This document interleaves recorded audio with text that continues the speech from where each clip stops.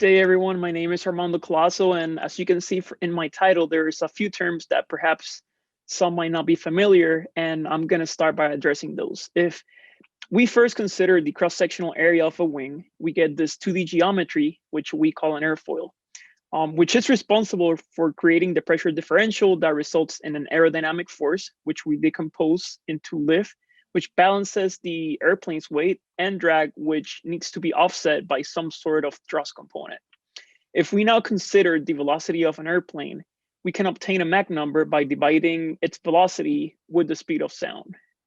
Since the velocity increases across the airfoil, there can be a region where the airplane is flying at a subsonic velocity, less than Mach 1. However, local supersonic regions can still exist across the airfoil, as indicated in the region in orange, which culminates in a shock, which can hinder the aerodynamic performance. Lastly, if we zoom into the airfoil, we see that the flow in contact with the surface comes to rest due to viscous effects, and its velocity changes within a region called the boundary layer, which can be either laminar or turbulent in nature. A laminar boundary layer has a lower velocity gradient, which results in a lower skin friction component, which improves the aerodynamic efficiency of airfoils and airplanes in general. Next, what I have proposed for my PhD research is to incorporate the use of vortex generators in the design process of laminar flow airfoils. As observed in the pressure distribution, this allows to extend the regions of favorable pressure gradients that promote laminar flow and recover the pressure across a shorter distance, which would otherwise separate without the passive flow control mechanism. The effect of VGs can be observed in the PIV velocity flow fields of the upper surface of an airfoil, where the first figure, the one on the left, shows a separated region outlined in the region in light blue, while the second figure on the right with the VG assisted recovery does not show separated flow and still conserves the extent of the flow field variable upstream. Lastly, this new class of airfoils, of laminar flow airfoils, aims to improve the performance and operating envelope of high altitude, long endurance vehicles operating in the transonic environment.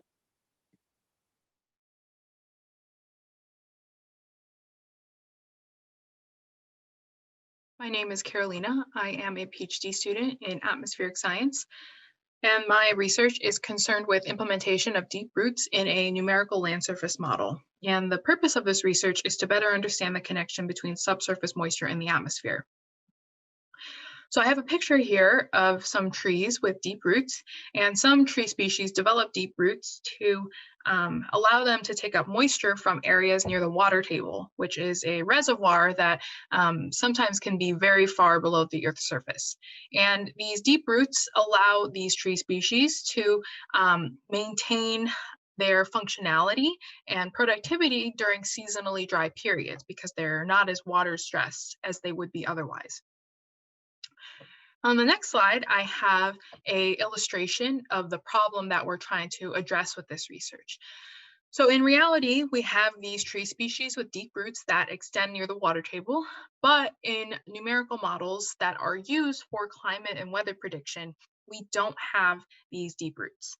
And so we hypothesized that this could lead to underestimation of a variable called transpiration, which is really important for understanding the atmospheric water budget and variables such as precipitation, which we definitely want to be able to predict well to protect life and property as much as possible. So the goal of this research is to implement deep roots in a land surface model and couple that model to a numerical atmospheric model and assess the impacts on the atmosphere. And we hope to have an improvement of prediction of variables such as transpiration and precipitation. Another part of this research is that we want to understand how there could potentially be a translation of longer term variations of moisture from areas closer to the water table in the soil column to the surface because of these deep roots. And so we know from observational analyses that there are variations of moisture that happen on much longer time scales near the water table compared to areas near the surface and in the atmosphere, especially with processes such as precipitation that predominantly happen on shorter time scales. So we want to understand how these interactions of timescales could potentially be happening. And to complete this research, I will be completing several model simulations with and without the deep roots and understanding the effect on the atmosphere.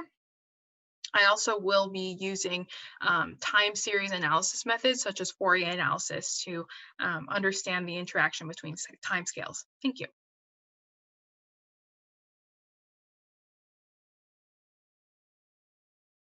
Composite materials are all around us, be it the car you get in to go to work every day, to the bridge you cross on that very same cart you got on, to the airplane you took last time you went on a trip, to even the fillings in your cavities. Take this Boeing 787, for example.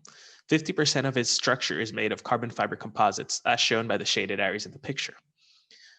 You might ask yourselves, why do I care about composite materials? Well, these materials give better properties and better service life than current materials.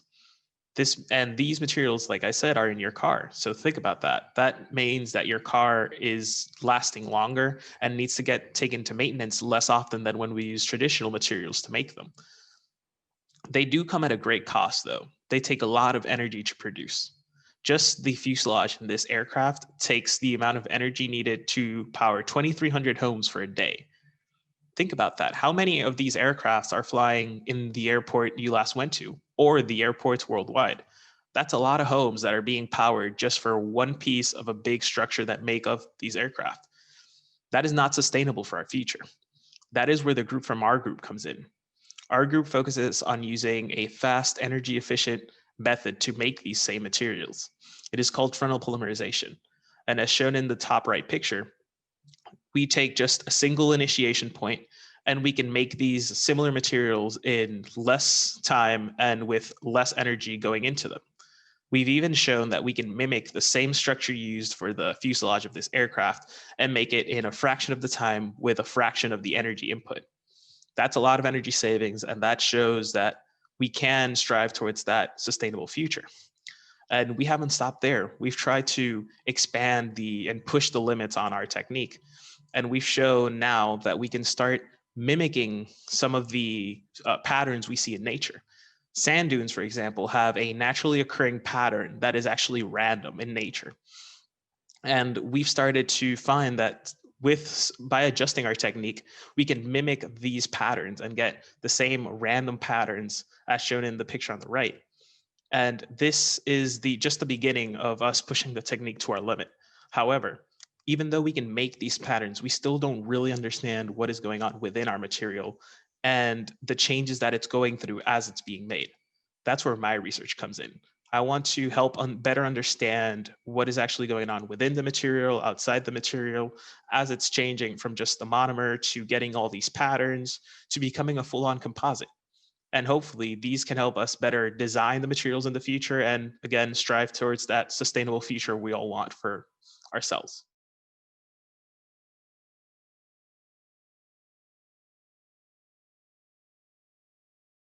Hello, my name is Mary Angelica Terzi, and I am a PhD mathematics student.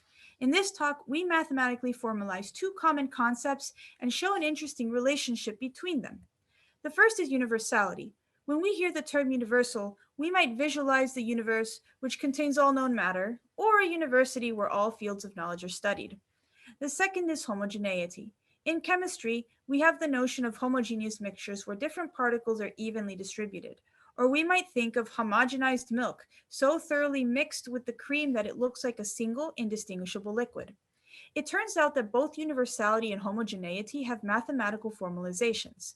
Approximate ultra-homogeneity over a class C means that if I have two copies of some x in C embedded without distortion inside a larger space U, then I can rotate, in some sense, U, again without distortion, so that one copy of x is mapped as close as I would like to the other copy of x. For example, if I have two copies of a configuration of finitely many points along a circle, I can rotate or flip the circle to send one copy to the other without having to stretch or break the circle in any way.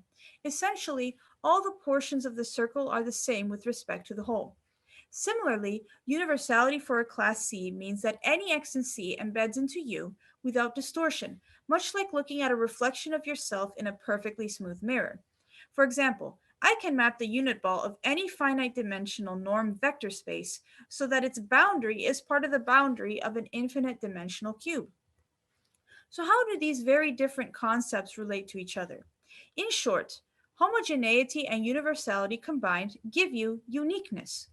It turns out that if all of the small enough parts of U comprise my collection of the class C itself, and U is approximately ultra homogeneous on C, then U is the unique structure that satisfies those two properties. Meaning, if there is some other V whose small parts are objects in C, and V is also both universal and homogeneous, V is simply a copy of U by another name. So a question mathematicians like to ask is, which classes of objects admit such a structure? These structures have a lot of nice symmetric properties and have been used to prove other significant results. It is known, for example, that finite metric spaces and finite dimensional norm spaces, like the ones we talked about earlier, both have unique universal homogeneous objects. My research involves the discovery of a universal homogeneous object for various classes of normed vector spaces with min and max operations called Banach lattices. I hope to learn more about these objects, its symmetries, and its applications to other problems in analysis.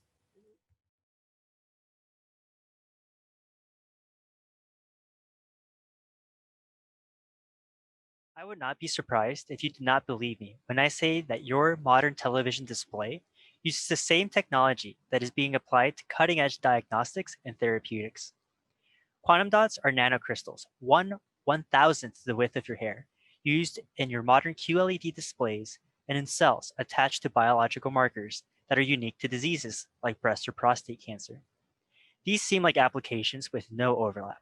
So why are quantum dots used for both?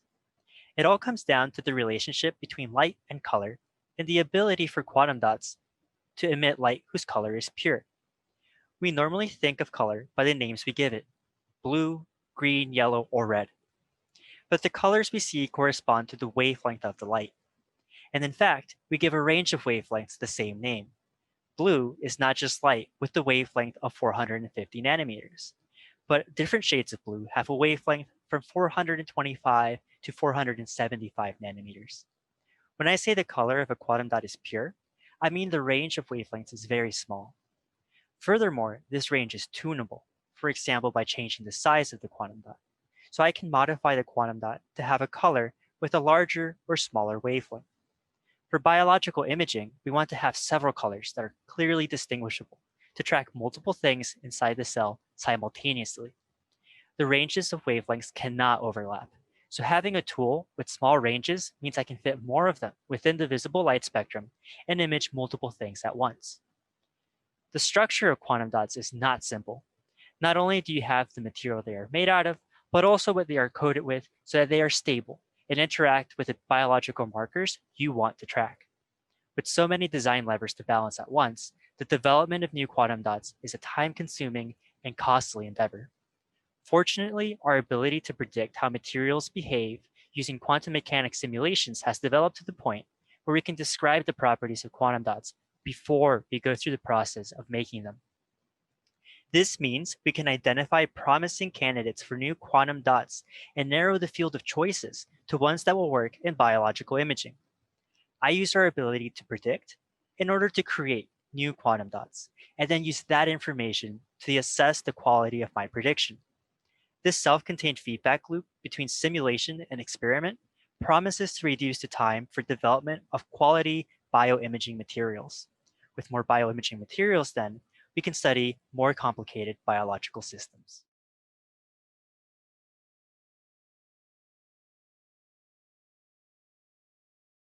The Poisson equation is a ubiquitous part of physics that manifests in the simulation of fluids, gravitational fields, electromagnetic fields, or if you want to know how hot your cup of coffee is using a supercomputer.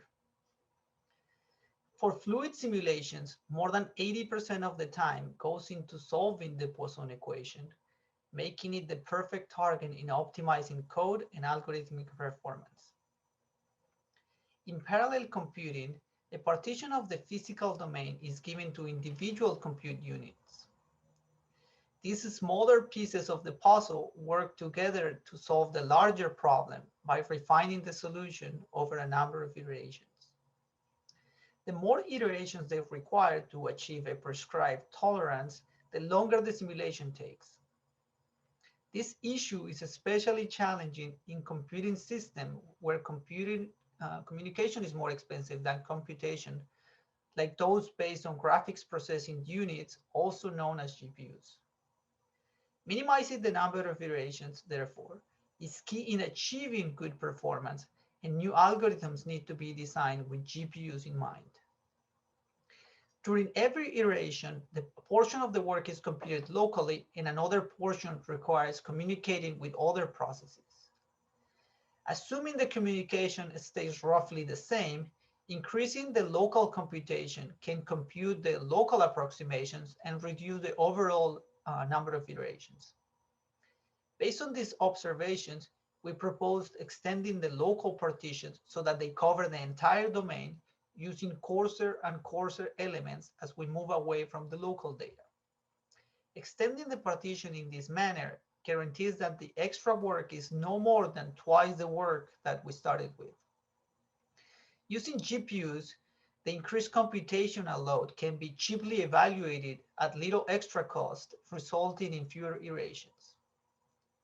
With this algorithm, we were able to reduce the solver time in comparison to well-established off-the-shelf software libraries like Hyper and LibParaNumo.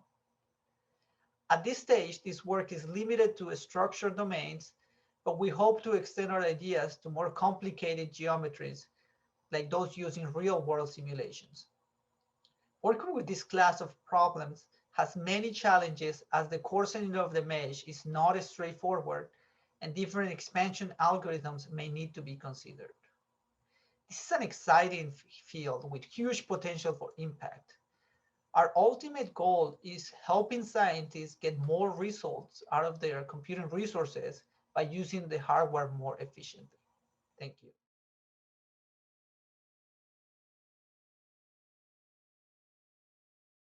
In relativistic physics, Lorentz symmetry is an observational symmetry due to special relativity, implying that the laws of physics stay the same for all observers that are moving with respect to one another within an inertial frame.